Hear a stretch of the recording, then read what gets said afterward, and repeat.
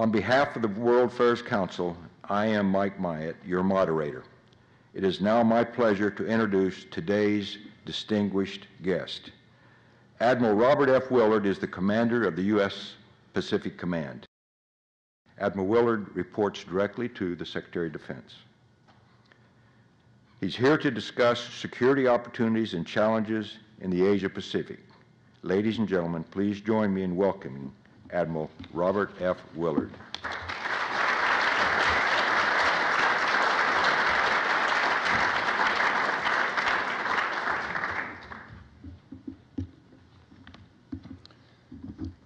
Thank you, Mike, for that kind introduction.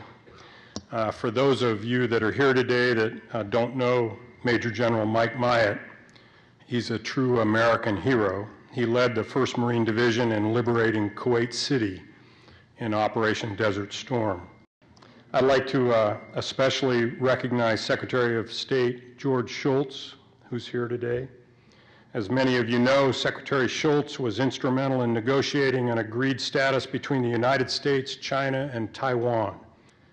I've commanded the United States Pacific Command for 2 years next month. It's a remarkable half of the world, comprised of 36 nations and 3.5 billion people. It contains the world's 2 largest economies, aside from the United States, China and Japan, and about $5 trillion of commerce rides on the sea lines of communication each year. The U.S. share of that is about $1.2 trillion. The region contains 34 militaries, including the world's 5 largest in China, North Korea, Russia, South Korea, and the United States. We maintain 5 treaty alliances in the Asia-Pacific with Japan, South Korea, the Philippines, Thailand, and Australia. The region also contains a dozen strategic choke points, all of which have been fought over many times throughout history. The Strait of Malacca is perhaps the most important today. It connects the Pacific and Indian Oceans between Singapore and Indonesia, and is a bottleneck through which passes an incredible 70,000 ships per year, containing much of the world's commercial trade and energy. In this inherently maritime half of the world, where strategic sea lines of communication crisscross the seas and oceans and concentrate at the 12 choke points, the global commons stand out as a vital linkage to the United States and global prosperity. For the last 6 decades, the United States military, together with our allies and partners, have undergirded the security of the maritime commons through continual forward presence. On any given day, 50 to 60 ships from the United States Pacific Fleet are underway somewhere in the Asia-Pacific. We even maintain a forward deployed naval force consisting of a nuclear-powered aircraft carrier, George Washington, and a dozen surface combatants in Japan, and fast attack submarines in Guam. But in the 21st century, it's important to discuss the global commons much more broadly than just the maritime sea lanes, vital as they remain. For the airways, space, and cyberspace have become just as crucial to continued U.S.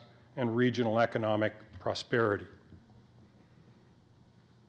And in 2011, all of these commons areas are being placed at increased risk, are intruded upon almost every day, and are targeted centers of gravity in any future conflicts.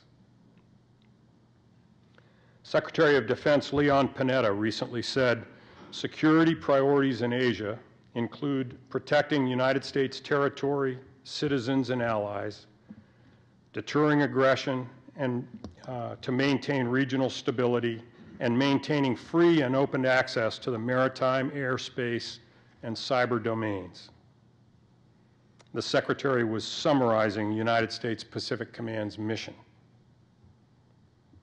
Within the United States strategic security framework being executed by Pacific Command is a pillar that's labeled Enable Global Development and Prosperity. This sub-strategy includes PACOM's responsibility to help set the security conditions for all other United States agencies to carry out our nation's business throughout the Asia-Pacific region.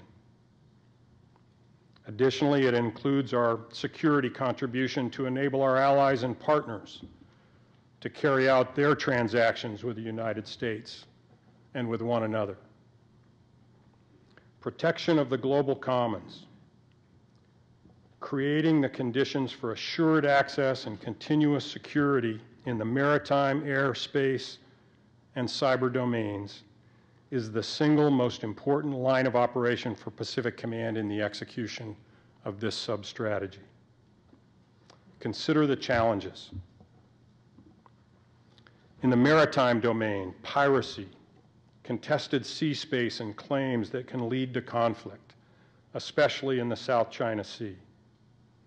Illicit trafficking in drugs, humans, and other contraband, and proliferation of weapons to include weapons of mass destruction, especially from North Korea.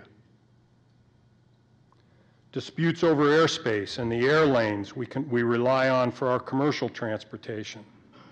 The creation of anti-access strategies that can place air operations at risk. And the use of air for proliferation and for trafficking. The expansion of anti-satellite and counter-space technologies and capabilities, especially by China. And the well-known exploitation of cyberspace by state actors like China and Russia, outlier nations like North Korea, and non-state actors ranging from hackers all over Asia to extremist organizations such as Lashkar-e-Taiba in South Asia. As I know you know, responding to many of these challenges is bigger than PACOM and the Department of Defense, and even bigger than any single nation. For sure, it requires the whole of the U.S. government working together. It's the stuff of international diplomacy and the promotion of new policies and, where necessary, laws. Multilateral organizations like ASEAN and APEC, whose members' livelihood are inexorably linked to the common security, must collectively stand up to these challenges and contribute as they're able to the protection of the sea lanes, air, space, and cyberspace. Security of the global commons may be the foremost common cause among nations in the first half of the 21st century. When I'm asked by our Congress in testimony, what is PACOM's biggest challenge, I answer, managing our China relationship. To the extent that China or any other nation contributes to the challenges the U.S. faces in the commons areas, Pacific Command must help to mitigate those challenges, whether they're occurring in the South China Sea or in cyberspace or space. But more important to our future is the potential for China to contribute to the overall security of the global commons. For its own sake and for the sake of its trading partners, including the United States. On multiple occasions, former Secretary of Defense Bob Gates encouraged the PRC to enter into strategic dialogue with the U.S. on matters of space, cyberspace, and nuclear deterrence. And the PRC declined several times. Finally, in this year's Security and Economic Dialogue hosted by Secretaries Clinton and Geithner, the two sides discussed maritime security and cyberspace security for the first time. And although it was a simple exchange of positions on both those subjects, it was nonetheless a start. Protecting the commons will increasingly occupy PACOM's and other regional commanders' time for the foreseeable future. Their security is not a foregone conclusion. and the challenges, especially to maritime security, space and cyberspace, have been intensifying. Common security is the common cause for this part of the 21st century. It requires your knowledge and leadership to expand awareness of its importance, and all of our collective efforts to enable the unfettered access that assures connectivity in a globalized world whose prosperity demands it.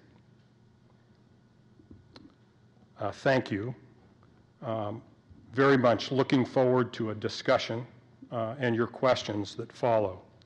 And once again, I'd like to thank World Affairs Council for this opportunity to join you today. Thank you very much. Yeah, the question was, is China's blue water navy a reality? And I would venture that it's becoming a reality. China has been ever more deploying its forces beyond what it terms its near seas, which we would gauge as extending to the first island chain. So the Japan archipelago, Taiwan, and the Philippine archipelago to the south of that. They've been deploying further into the Pacific. As well, and most of us know, China is participating in the anti-piracy operations in the Indian Ocean in the Gulf of Aden. And they've been doing it somewhat independent of the multi-nation coalition that conducts counter-piracy. But for the last several years, they've nonetheless been cooperating with it increasingly. And their ability to sustain those ships forward in the Indian Ocean region has demonstrated a blue water capability and capacity that in the past they didn't have.